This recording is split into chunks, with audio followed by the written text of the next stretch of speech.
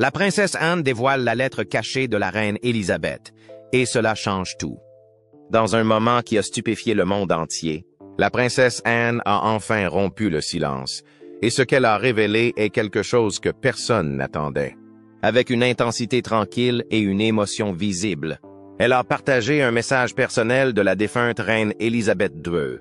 Mais ce message n'était pas destiné au roi Charles, ni même au prince William. C'était pour Catherine, la princesse de Galles. Ce qui a suivi a laissé le prince William sans voix et a immobilisé le roi Charles. Une lettre cachée derrière les murs du palais. Un soir tranquille, au plus profond du palais, quelque chose d'extraordinaire s'est produit. L'atmosphère était inhabituellement calme, le genre de silence qui a du poids. À l'extérieur, une brume épaisse entourait les portes du palais, comme si le monde lui-même retenait son souffle. À l'intérieur, la princesse Anne a fait une demande audacieuse et privée. Une rencontre avec seulement 2 personnes, son frère, le roi Charles, et son neveu, le prince William. Pas de personnel, pas de cérémonie, juste eux 3, entourés d'histoire, dans une pièce remplie de souvenirs. De lourds rideaux de velours coupent du monde, des boiseries sombres tapissent les murs et des portraits de monarques du passé observent de la scène avec une autorité silencieuse. Puis, sans parler, Anne sort quelque chose de vieux, une lettre. Le papier froissé et les bords usés montrent clairement qu'il ne s'agit pas d'une simple note. Elle avait été ouverte, lue et conservée de nombreuses fois, soigneusement gardée au fil des ans. Le dernier souhait de la reine. Alors qu'Anne commence à lire, la salle se fige. La lettre ne mentionne pas le nom de Charles et ne se concentre pas non plus sur William. En revanche, elle révélait un message que la reine avait écrit en toute discrétion. Un message destiné à Catherine. Dans ce message, la reine Élisabeth fait l'éloge de la force de Catherine, de sa grâce sous la pression et de son sens naturel du devoir. La reine avait vu en elle une main sûre, quelqu'un capable de guider la monarchie dans une nouvelle ère. Il ne s'agissait pas seulement d'un message, il s'agissait d'un passage de flambeau. Et à ce moment-là, tout a changé. Qu'est-ce que la reine a dit d'autre dans son dernier message privé? Et pourquoi Anne a-t-elle attendu si longtemps pour le révéler? Rejoignez-nous pour découvrir l'histoire complète de l'un des secrets les plus puissants et les plus personnels de la famille royale. Elle le pose délicatement sur la table. Charles s'en saisit le premier. Ses doigts tremblent un peu. William se rapprocha. Ses yeux se rétrécirent et il commença à lire. Personne n'a fait de bruit. Le seul bruit était le tic-tac régulier de l'horloge ancienne qui se trouvait à proximité. À l'extérieur de cette pièce, le reste de Londres poursuit sa soirée, ignorant totalement le changement de vie qui s'opérait derrière les portes closes. Le message de la reine était clair. Elle ne voyait pas Catherine uniquement comme l'épouse de William ou comme une figure royale de soutien. Elle la voyait comme l'avenir. Quelqu'un qui avait conquis le cœur du public, non pas parce qu'elle était née dans la royauté, mais à cause de la façon dont elle se comportait. Avec sa gentillesse, sa patience et sa force tranquille, Charles a eu du mal à l'accepter. Physiquement, on pouvait voir qu'il avait l'air fatigué et plus âgé, comme si le poids de la couronne était soudainement devenu plus lourd. William n'a pas parlé. Il fixa la lettre. Ses mains se crispèrent un instant, puis se relâchèrent. Ses yeux restent fixés sur les mots laissés par sa grand-mère. Anne ne discute pas. Elle n'en avait pas besoin. Elle n'est pas là pour convaincre ou faire accepter. Son rôle était simplement de transmettre la vérité que leur mère lui avait confiée en toute confiance. Et au fond d'elle-même, Anne savait que leur mère avait fait le bon choix. Catherine ne se contentait pas de respecter la tradition. Elle lui donnait une nouvelle raison d'être. Elle ne suivait pas les traces des anciens. Elle créait un chemin qui avait du sens pour aujourd'hui. Après un long et pesant silence, William parla enfin. Sa voix était calme et incertaine. Il a demandé pourquoi leur grand-mère ne leur avait jamais dit cela auparavant. Anne le regarda d'un air doux et entendu. Peut-être, pensa-t-elle, que la reine avait attendu le moment où ils seraient vraiment prêts à comprendre. La salle est restée immobile après cela. Il n'y a rien d'autre à dire. Tous les 3 l'ont senti. Quelque chose a changé. Et à partir de ce moment, rien ne sera plus jamais pareil. Pendant que tout cela se passe, Catherine se trouve dans une autre partie du palais, ignorant tout de la rencontre. Elle venait de mettre les enfants au lit et était assise près de la fenêtre. Mais à ce moment-là, elle a ressenti un sentiment étrange. La brume qui régnait à l'extérieur rendait tout flou. Sans pouvoir expliquer pourquoi, elle se sentait mal à l'aise. Catherine n'a jamais couru après les projecteurs. Elle n'était ni bruyante ni exigeante. Elle s'est simplement montrée calme et a toujours fait passer sa famille et son devoir en premier. C'est ce que la reine avait vu en elle. C'est pourquoi elle a choisi Catherine. Non pas en raison d'une quelconque règle royale, mais parce qu'elle croyait sincèrement que Catherine avait le cœur et l'esprit pour porter l'héritage de la couronne dans l'avenir, comme personne d'autre ne pourrait le faire. Dans cette pièce historique, la lettre était posée sur la table, telle une flamme prête à déclencher une révolution tranquille. La princesse Anne se tient droite, sans attendre un seul mot de Charles ou de William. Il a déjà senti la réponse au plus profond de ses os. D'une voix calme mais ferme, elle leur rappelle quelque chose de très important. C'est que le monde a évolué et qu'ils peuvent soit évoluer avec lui, soit être laissés pour compte. Bien que personne n'ait réagi, un changement silencieux s'était amorcé, doux et lent, comme le soleil matinal qui efface la nuit. La monarchie n'était pas transformée par des défilés ou des discours officiels.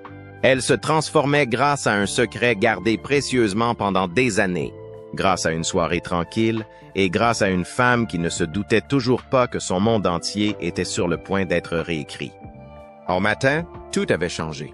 Mais à l'extérieur, Londres s'est réveillée avec son habituel ciel nuageux. La lumière du soleil s'est finalement infiltrée. Et avec elle, les signes que quelque chose s'était déplacé derrière les portes du palais. À l'intérieur des murs de Buckingham Palace, une réunion urgente, privée et loin d'être ordinaire est en cours. Il ne s'agissait que de quelques membres du cercle royal et de conseillers de confiance. Bien qu'il s'agisse d'une autre réunion officielle, toutes les personnes présentes savaient que ce moment avait plus de poids que la plupart d'entre elles ne l'auraient jamais imaginé. L'air est tendu, rempli de questions non formulées et de nerfs à fleur de peau. La princesse Anne est la première à entrer. Elle n'avait pas l'air de quelqu'un qui commence à se battre. Elle avait l'air d'une personne décidée, calme mais déterminée. Dans ses mains, un simple dossier et à l'intérieur, la même lettre qui avait tout changé la nuit précédente. C'est alors qu'est arrivé le roi Charles. Son visage reste indéchiffrable, mais ses yeux trahissent son inquiétude. Peu de temps après, le prince William est entré dans la pièce. Il semblait stable, mais ses yeux étaient remplis d'émotion, comme une tempête qu'il retenait. Dès l'instant où il s'assoit, tous savent que leur vie et l'avenir de la couronne ne seront plus jamais les mêmes. Sans attendre les plaisanteries ou les retards, Anne pose délicatement le dossier sur la grande table en chêne et parle d'une voix qui ne laisse aucune place à l'argumentation. Ce n'est pas elle qui a pris cette décision. Ce n'était même pas la volonté de Charles ou de William. Il s'agissait des dernières volontés de la reine Élisabeth. Tous les regards se tournent vers le papier, dont chaque ligne est écrite de l'écriture soignée et familière de la reine. Son message était « On ne peut plus clair ». Catherine, bien qu'elle ne soit pas née dans la royauté, est celle dont la reine pense qu'elle doit conduire la monarchie vers l'avenir. À ce moment-là, il est devenu clair qu'il ne s'agissait plus d'une question de sang noble. Il s'agissait d'une question de force, de grâce, et de savoir qui pourrait vraiment porter le poids de la couronne à l'avenir. La reine n'a pas changé la loi. Elle n'a pas modifié la ligne de succession officielle. Elle savait que cela ne pouvait se faire d'un trait de plume, mais son cœur avait pris une décision. Ces mots avaient même une signification profonde. Catherine n'était pas destinée à marcher aux côtés du prochain roi. Elle était destinée à être un leader à part entière. Au fur et à mesure que la vérité s'impose, la salle se remplit de chuchotements et de tensions. Puis vint la colère. Le roi Charles frappa la table de sa main et sa voix se mit instantanément à trembler d'incrédulité. Il ne pouvait pas croire ce qu'il entendait. Il avait pensé que la nuit dernière n'avait été qu'un moment d'émotion. Il ne pensait pas que c'était réel. Et c'est pourquoi il essayait de l'écarter. Mais Anne n'a pas bronché, car elle savait que leur mère n'était pas confuse. Elle savait exactement ce qu'elle faisait en choisissant Catherine. William rompit alors le silence. Sa voix est basse et lourde d'émotion. Il n'était pas seulement choqué. Il se sent blessé. Toute sa vie, il avait été préparé à assumer ce rôle. Et maintenant, il se demandait où cela le menait. Anne se tourne doucement vers lui. Son ton s'est adouci. Elle l'a rassuré en lui disant que son rôle comptait toujours, que sa présence comptait encore. Mais pour que la famille royale survive dans un monde qui change rapidement, elle doit grandir et évoluer. Leur mère l'avait vu, et elle espérait qu'un jour, ils le verraient aussi. William baisse la tête et serre les poings. Il était difficile de ne pas se sentir mis à l'écart, comme si tout ce qu'il avait préparé ne lui appartenait soudain plus. Mais au fond de lui, un déclic s'est produit. Il avait vu Catherine traverser des épreuves qu'il n'aurait pas pu affronter lui-même. Il avait vu comment le public l'admirait, non pas pour la couronne qu'elle portait sur la tête, mais pour la façon dont elle se comportait. Il était évident qu'elle n'avait jamais demandé à être sous les feux de la rampe, mais c'est elle qui les a trouvés. Et d'une manière ou d'une autre, elle les a toujours portés avec humilité et grâce. Une petite partie de lui, peut-être amère au début, s'est rendu compte de la vérité, à savoir que Catherine avait été discrètement le véritable leader depuis le début. Pendant ce temps, à l'extérieur des murs du palais, la ville continue de vivre. Les voitures circulent, les gens se précipitent, ignorant qu'à l'intérieur du palais, l'histoire a été tranquillement réécrite. Il n'y a pas eu de grands discours ni de gros titres, mais quelque chose s'est tranquillement passé à l'intérieur des murs du palais de Buckingham. Une tension silencieuse a commencé à se développer, à l'insu de la plupart des gens. Pendant ce temps, Catherine ne se doutait pas qu'à huis clos, son nom était chuchoté avec plus de force que jamais. Elle a passé sa journée à rendre visite aux enfants malades, à parler gentiment aux familles et à mettre en lumière la santé mentale. Sa gentillesse n'a pas fait de bruit, mais elle a profondément touché les cœurs. Elle l'a fait d'une manière qui l'a rapproché de l'avenir que la reine Élisabeth avait vu dans ses rêves. Mais à l'intérieur du palais, les choses ne sont pas si paisibles. Des chuchotements se répandent, de petites allusions se glissent à travers les fissures des murs. La princesse Anne est restée calme, sans jamais douter de ce qu'elle croyait juste. Elle a bien compris qu'il n'y avait plus de retour en arrière possible. La vérité commençait à monter comme une marée, et bientôt il serait impossible de l'ignorer. Pendant des centaines d'années, la monarchie a été une forteresse de tradition. Le palais de Buckingham en était le symbole. Mais lorsque la reine Élisabeth II est décédée, l'équilibre a commencé à se rompre. L'annonce de sa mort a ébranlé le pays et a marqué le début d'un nouveau chapitre.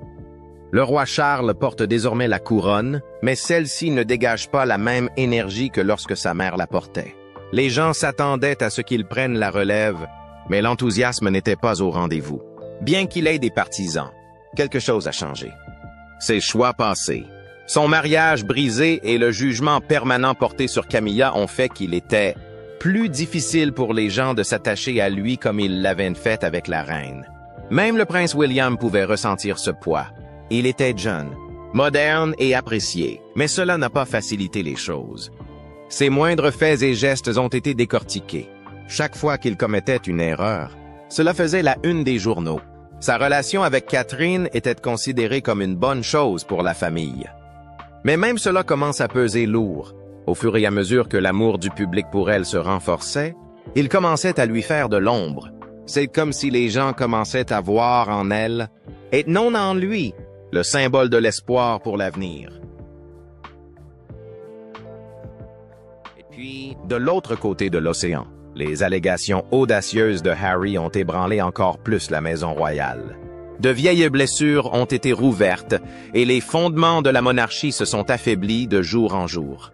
Après la mort de la reine, le pays avait partagé un moment d'unité, un profond sentiment de perte. Mais cela n'a pas duré longtemps. L'ambiance a commencé à changer rapidement. Les sondages ont commencé à montrer que de nombreux jeunes se demandaient si la monarchie avait encore de l'importance. Dans des pays comme l'Australie et les îles des Caraïbes, de plus en plus de voix se sont élevées pour dire qu'il était temps de s'affranchir de la couronne. Au sein de la famille royale, tout le monde le sentait. La loyauté autrefois solide sur laquelle il comptait s'effrite peu à peu. Il commençait à se rendre compte qu'il ne suffisait plus de s'accrocher aux vieilles traditions. Il devait montrer pourquoi il comptait encore. Mais au fond d'eux-mêmes, ils savaient que cela ne pouvait pas être réglé par des déclarations soigneusement écrites ou des campagnes publiques.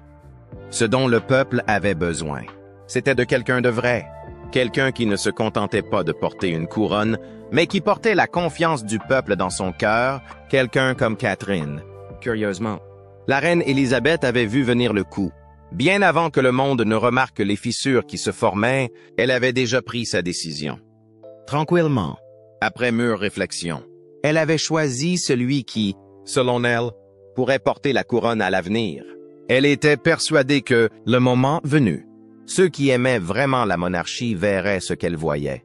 Dans son cœur, l'avenir n'est pas une question de tradition ou de lignée, c'est une question d'espoir. Pour elle, Catherine était cet espoir. Et maintenant, les choses commencent à prendre une tournure que vous ne croirez pas. La suite vous surprendra.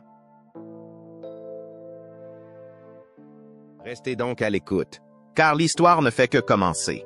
Un changement dans la famille royale. Alors que le temps passe tranquillement, la famille royale commence à ressentir le poids d'une décision dont elle n'a pas encore parlé, mais qu'elle ne peut plus ignorer. Catherine ne savait pas ce qui se passait derrière les portes du palais. Elle a simplement poursuivi son travail quotidien, faisant preuve de gentillesse et de force à chaque visite, à chaque sourire et à chaque cause qu'elle soutenait.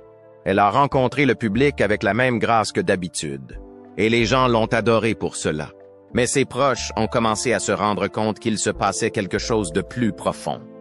Un événement qui allait façonner l'avenir de la famille royale d'une manière tout à fait inattendue. Le prince William s'est retrouvé pris dans une vague de confusion. Pendant si longtemps, il a cru qu'il se préparait à prendre sa place de roi, à suivre la voie toute tracée qui s'offrait à lui.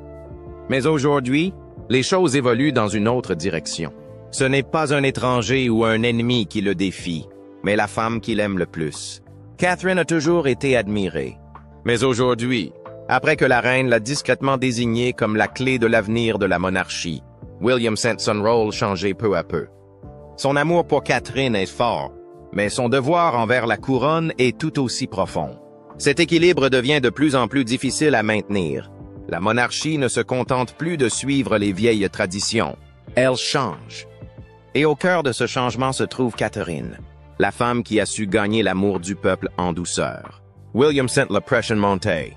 Dans le même temps, la famille royale était confrontée à un nouveau type de défi. Leur popularité s'effrite. Les gens commencent à se détourner d'eux. Le roi Charles était agité.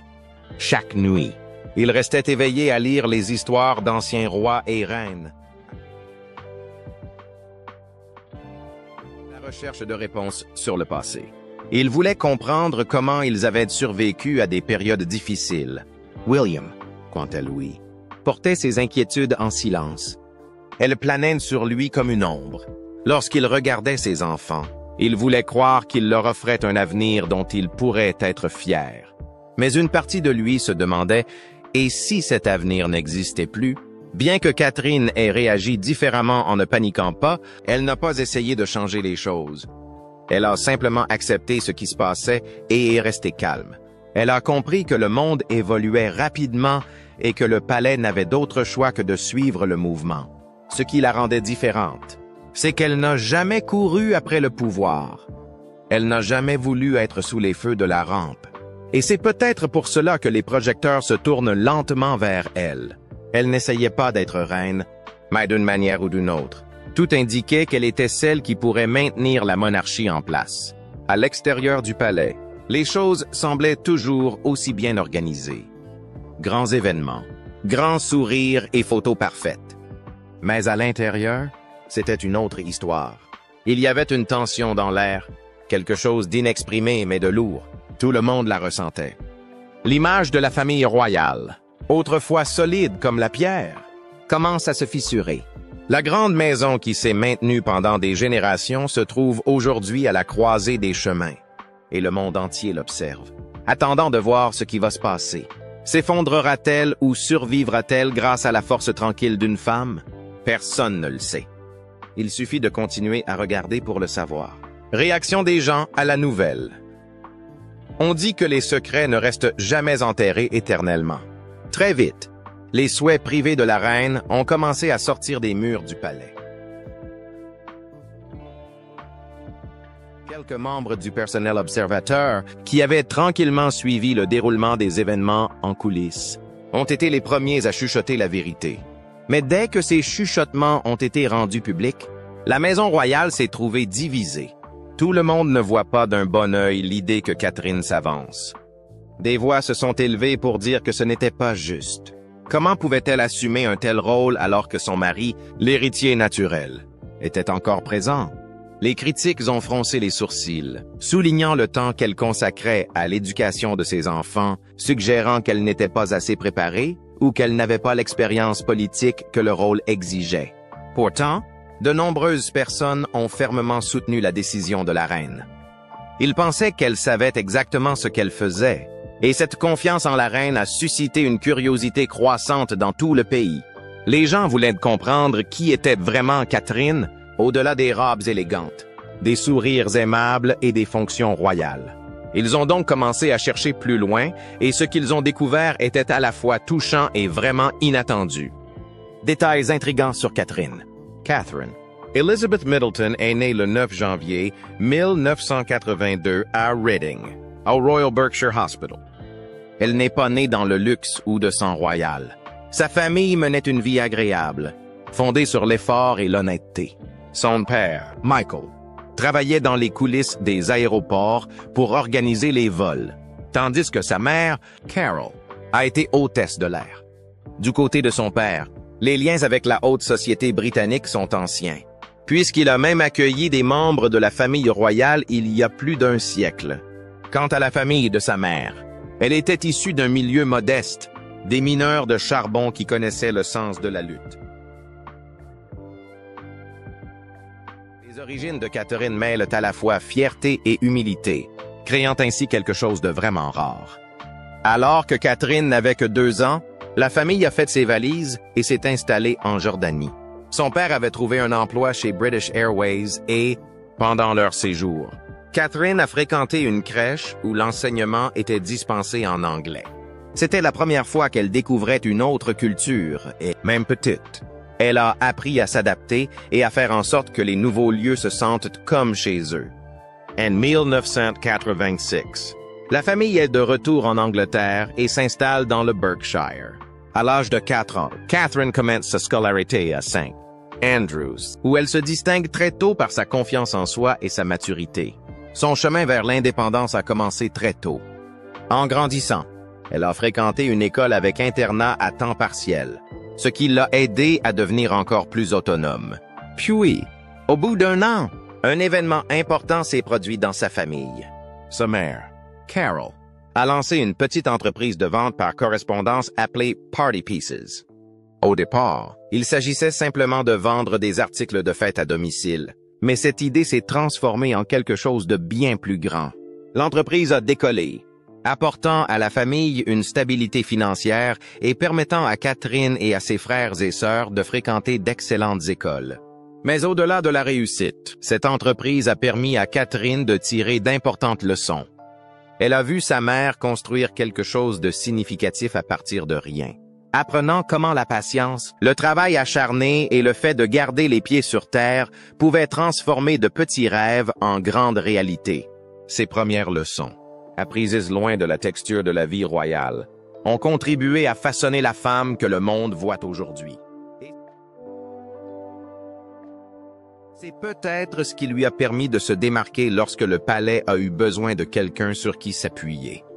En 1995, la famille de Catherine a déménagé dans un petit village tranquille appelé Buckleberry, un endroit rempli de champs verts, d'arbres et d'air frais de la campagne. Peu de temps après, Catherine a changé d'école, et ce changement a contribué à la façonner encore davantage. Elle a fini par entrer au Marlborough College, et c'est là que sa confiance en elle a vraiment commencé à grandir. Elle n'était pas seulement un visage parmi d'autres, elle est devenue un véritable leader. En tant que capitaine de l'équipe féminine de hockey sur gazon, elle a fait preuve de force et de détermination. En même temps, elle a obtenu le très respecté prix du duc d'Édimbourg en or, ce qui montre à quel point elle était travailleuse, humble et dévouée à tout ce qu'elle entreprenait. Au cours de ses années d'école, elle a vécu discrètement un moment de santé personnelle qui a nécessité une petite opération pour retirer une grosseur de sa tête. Mais Catherine n'en a pas fait toute une histoire. Elle a guéri, a continué à avancer et s'est concentrée sur ses études comme si rien ne s'était passé. À la fin de ses études, elle a dû prendre une décision importante. Bien qu'on lui ait proposé une place à l'Université d'Édimbourg, elle a ressenti le besoin de faire une pause et de mieux se comprendre. Elle a donc choisi de prendre une année sabbatique et d'explorer un peu le monde. Son voyage l'a conduite dans des endroits étonnants. Elle s'est d'abord rendue à Florence, où elle a étudié l'art au British Institute. Ensuite, elle s'est envolée pour le Chili et s'est portée volontaire auprès de Raleigh International, où elle a participé à des projets locaux et fait de la randonnée sur des terrains sauvages difficiles. Elle a même travaillé sur un navire en tant que matelot dans le port animé de Southampton. N'hésitant pas à se salir les mains ou à affronter quelques difficultés pour survivre. Après ces expériences, elle s'inscrit à l'Université de St. Andrews en Écosse. Catherine a d'abord étudié la psychologie, mais elle s'est ensuite rendue compte que l'histoire de l'art l'intéressait vraiment et a changé d'orientation. Pendant ses études universitaires, elle a rejoint le Lumsden Club, un groupe qui se consacre à l'aide aux communautés et à l'organisation d'événements pour de bonnes causes. Catherine a également travaillé comme serveuse, gérant seule ses dépenses, ce qui montre à quel point elle était terre-à-terre et travailleuse. Mais c'est à St. Andrews que tout a changé, car c'est là qu'elle a rencontré le prince William. Leur amitié est née d'une passion commune pour l'histoire de l'art et, très vite, ils sont devenus très proches. En 2002, après avoir emménagé dans la même maison avec des amis communs, leur amitié s'est tranquillement transformée en romance. Ils ont gardé leur relation très secrète. Mais en 2004, les gens ont commencé à s'en apercevoir lorsqu'ils ont été vus ensemble lors d'un voyage de ski en Suisse.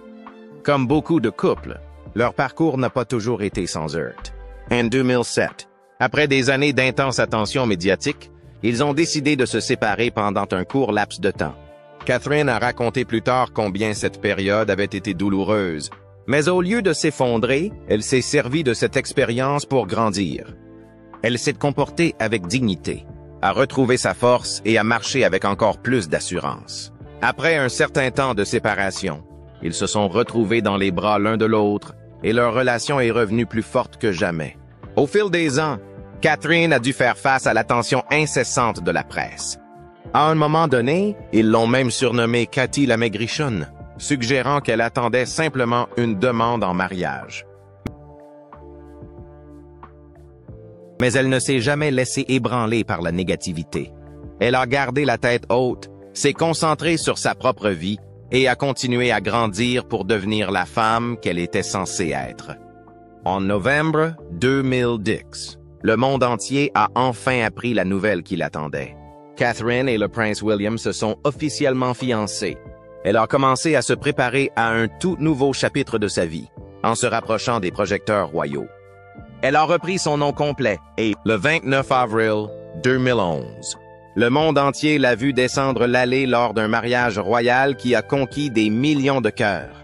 Ce jour-là, elle devient la duchesse de Cambridge et entre dans une vie pleine d'attentes, de responsabilités et de services publics. Même si sa vie a changé du jour au lendemain, Catherine est restée fidèle à ce qu'elle était.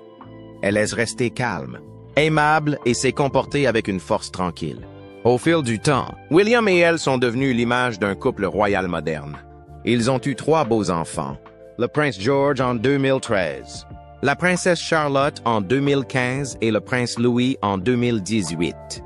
Chacune de leurs naissances a apporté du bonheur non seulement à leur famille, mais au monde entier, à travers tous les hauts et les bas de la maternité, des fonctions royales et du travail caritatif. Catherine a trouvé le moyen de tout concilier. Elle s'est acquittée de toutes ses tâches avec prestance et sans effort. Sa vie a prouvé que la royauté ne se résume pas à la couronne sur la tête, mais à la façon dont on traite les autres, dont on travaille dur et dont on garde les pieds sur terre quoi qu'il arrive. Au fil du temps, Catherine est devenue plus qu'une simple figure royale. Elle est devenue quelqu'un que l'on admire, non pas pour son titre, mais pour son cœur. Son travail dans le domaine de la charité ne consistait pas à se montrer devant les caméras. Il s'agissait d'un véritable engagement. Elle a consacré son temps, son énergie et son attention aux causes auxquelles elle croyait vraiment. De manière discrète, par des actions réfléchies et des moments de gentillesse en coulisses. Catherine a laissé un impact profond sur ceux qui l'entourent. En 2018, Catherine a fait quelque chose de magnifique, mais elle n'en a pas parlé et n'a pas cherché à attirer l'attention.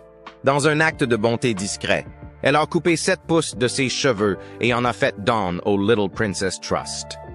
Cette organisation caritative fabrique des perruques pour les enfants qui perdent leurs cheveux pendant les traitements contre le cancer. Elle n'a pas fait de grandes annonces et ne s'est pas attribué de mérite. Elle a simplement donné une partie d'elle-même pour apporter un peu d'espoir aux enfants qui traversent une période difficile. Dans le même temps, les gens ont commencé à remarquer quelque chose de surprenant chez la princesse Anne. Et ces mouvements ont vraiment enthousiasmé tout le monde. La princesse Anne, qui était restée dans l'ombre pendant des années, a commencé à occuper le devant de la scène. Pour ceux qui ont suivi son parcours de près, ce moment n'est pas une surprise. Anne a toujours fait preuve de force, de patience et d'un sens inébranlable du devoir. Au palais comme dans le monde. Nombreux sont ceux qui ont admiré son travail acharné et sa loyauté à l'égard de son rôle. Aujourd'hui, avec un nouveau titre et davantage de responsabilités, elle avait l'impression d'être enfin reconnue et appréciée pour tout ce qu'elle avait fait au fil des ans. L'accession d'Anne au trône a marqué un nouveau chapitre pour la famille royale. Il était clair qu'il ne s'agissait plus de spectacle ou de glamour. Il s'agissait de s'engager, de servir et de rester fidèle à ses responsabilités. Elle a apporté avec elle une attitude terre-à-terre et des qualités pratiques que de nombreuses personnes recherchent aujourd'hui chez les dirigeants. Le monde a changé et les gens ne veulent plus de personnages de contes de fées. Ils voulaient de vraies personnes qui travailleraient, se soucieraient des autres et dirigeraient avec honnêteté. C'est exactement ce qu'était la princesse Anne. Beaucoup pensaient qu'en tant que reine, elle apporterait un nouveau souffle à la famille royale et servirait de modèle à la jeune génération. Son parcours, qui l'a vu passer du statut de personne discrète à celui de reine, a été bien plus qu'une simple victoire personnelle. C'était un message puissant sur ce qui compte vraiment. Et puis sont arrivées les questions inattendues sur ce que ce changement signifiait pour Camilla. La reine consort. Que pensez-vous de la dernière volonté de la reine à l'égard de Catherine?